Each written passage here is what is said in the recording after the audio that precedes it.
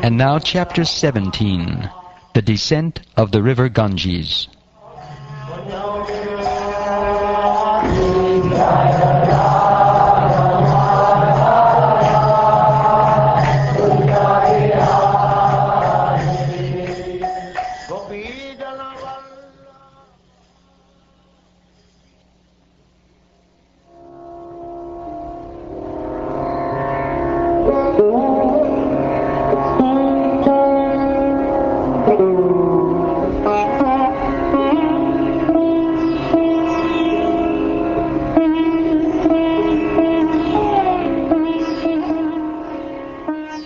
Shukdev Goswami said, "My dear king, Lord Vishnu, the enjoyer of all sacrifices, appeared as Vamanadev in the sacrificial arena of Bali Maharaj.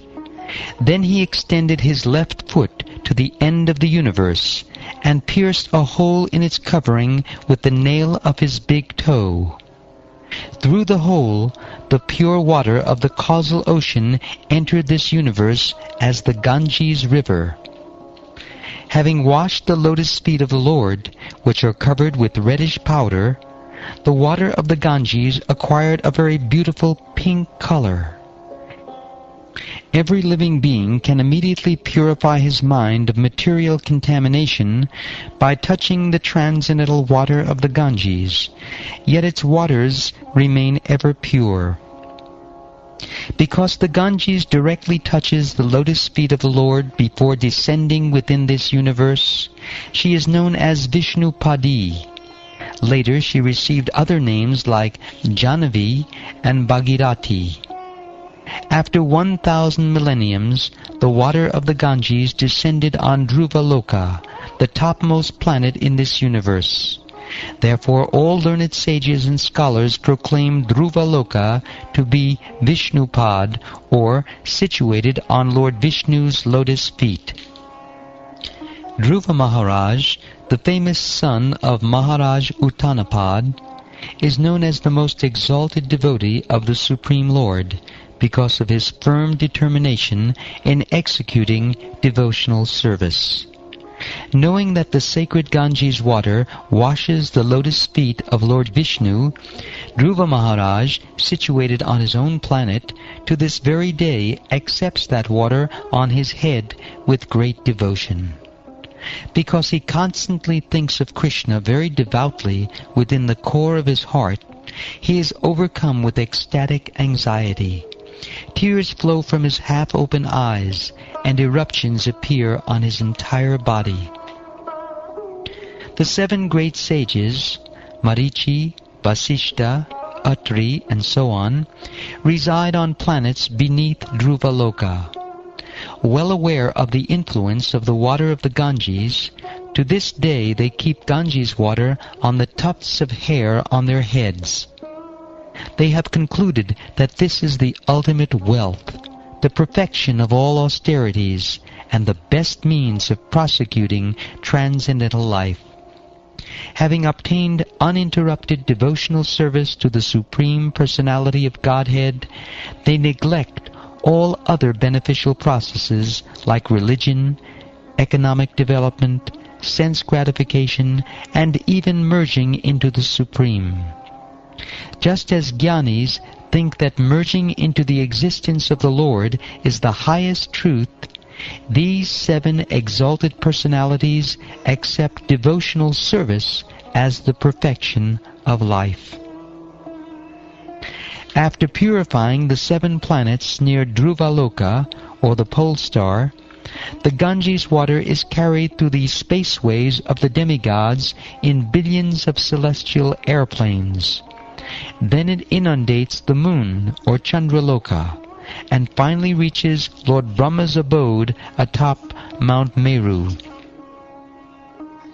On top of Mount Meru, the Ganges divides into 4 branches, each of which gushes in a different direction, that is, east, west, north, and south.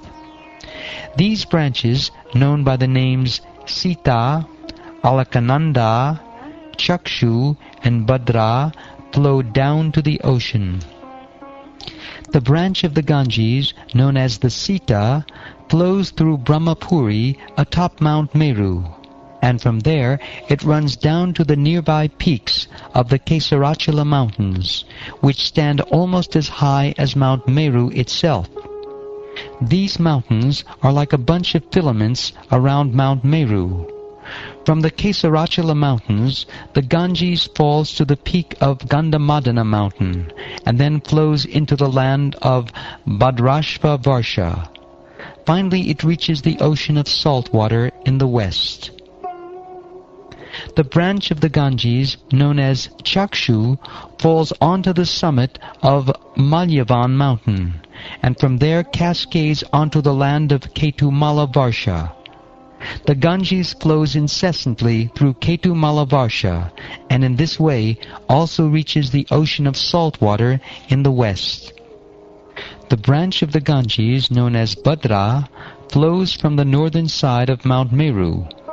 Its waters fall onto the peaks of Kumuda mountain, Mount Nila, Shveta mountain, and Shringavan mountain in succession. Then it runs down into the province of Kuru, and after crossing through that land, flows into the saltwater ocean in the north. Similarly, the branch of the Ganges, known as Alakananda, flows from the southern side of Brahmapuri, or Brahma Sadhana. Passing over the tops of the mountains in various lands, it falls down with fierce force upon the peaks of the mountains Hemakuta and Himakuta. After inundating the tops of those mountains, the Ganges falls down onto the tract of land known as Bharatvarsha, which he also inundates. Then the Ganges flows into the ocean of salt water in the south. Persons who come to bathe in this river are fortunate. It is not very difficult for them to achieve with every step the results of performing great sacrifices like the Rajasuya and Ashvamedha Yagyas.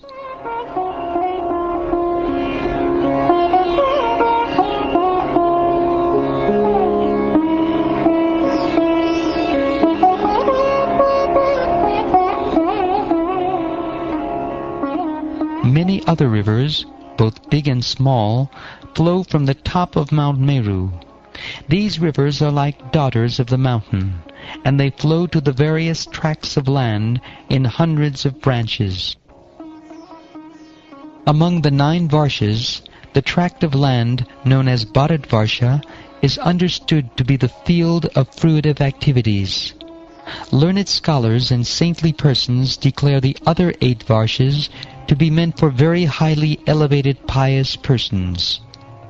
After returning from the heavenly planets, they enjoy the remaining results of their pious activities in these 8 earthly Varshas.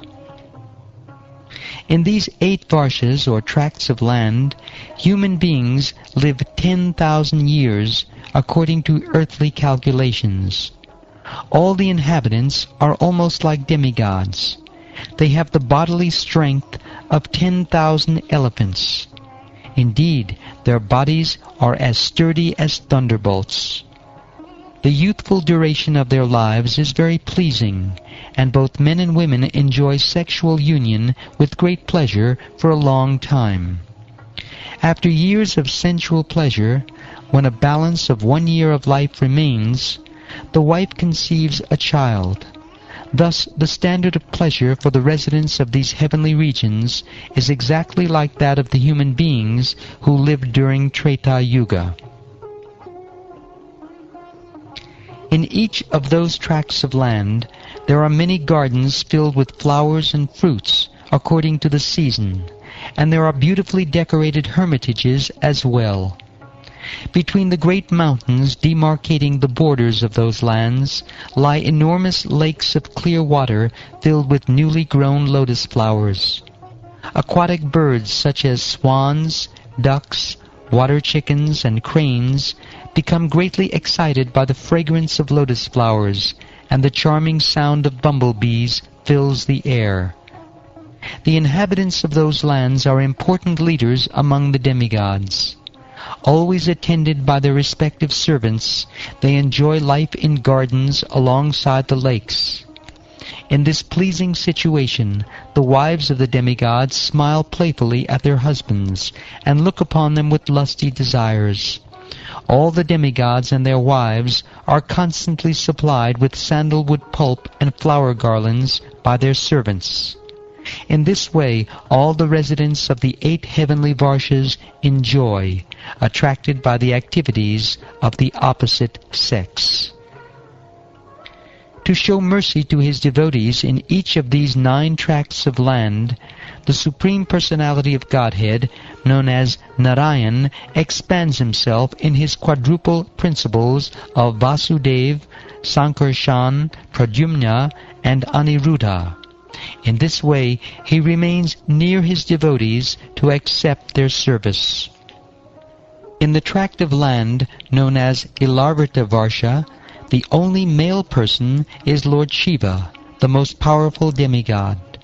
Goddess Durga, the wife of Lord Shiva, does not like any man to enter that land.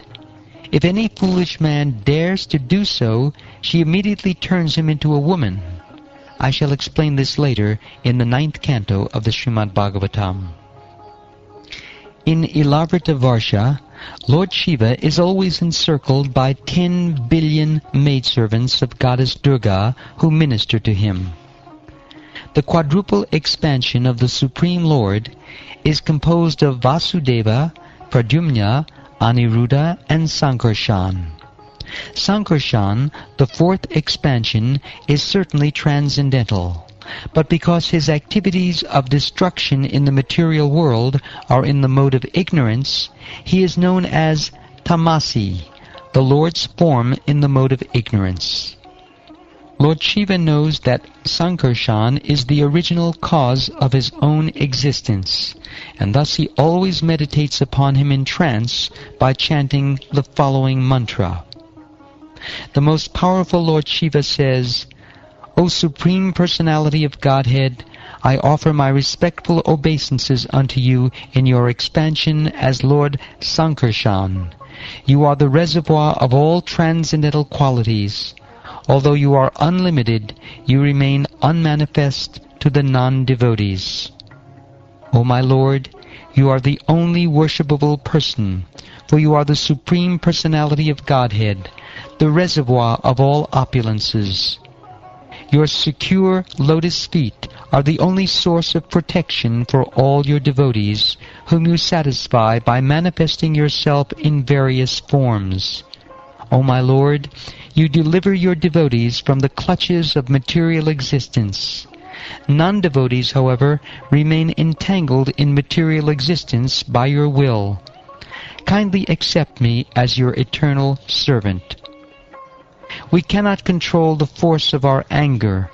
Therefore, when we look at material things, we cannot avoid feeling attraction or repulsion for them. But the Supreme Lord is never affected in this way. Although he glances over the material world for the purpose of creating, maintaining, and destroying it, he is not affected even to the slightest degree. Therefore, one who desires to conquer the force of the senses must take shelter of the lotus feet of the Lord. Then he will be victorious. For persons with impure vision, the Supreme Lord's eyes appear like those of someone who indiscriminately drinks intoxicating beverages. Thus bewildered, such unintelligent persons become angry at the Supreme Lord, and due to their angry mood, the Lord himself appears angry and very fearful. However, this is an illusion. When the wives of the serpent demon were agitated by the touch of the Lord's lotus feet, due to shyness they could proceed no further in their worship of him. Yet the Lord remained unagitated by their touch, for he is equipoised in all circumstances. Therefore, who will not worship the Supreme Personality of Godhead?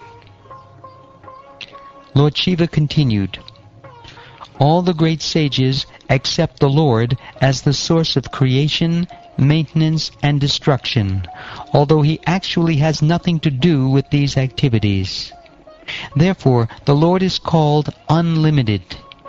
Although the Lord in his incarnation as Shesha holds all the universes on his hoods, each universe feels no heavier than a mustard seed to him.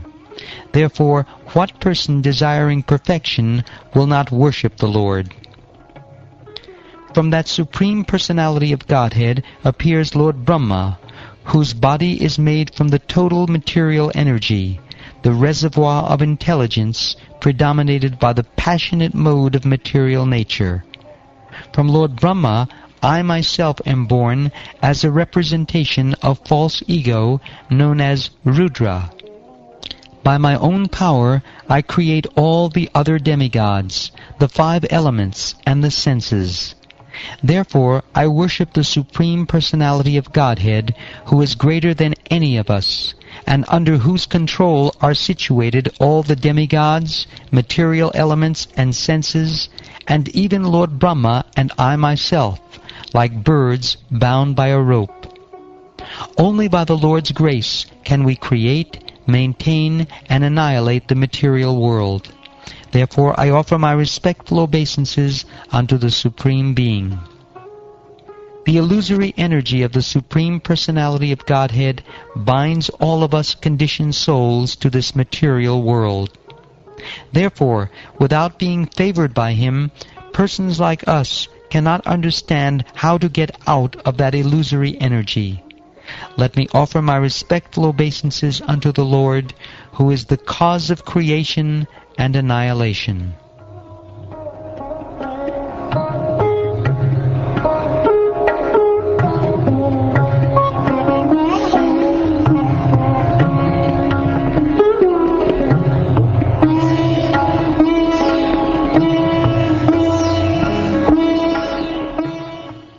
Thus ends the 17th chapter of the 5th canto of the Srimad-Bhagavatam, entitled The Descent of the River Ganges.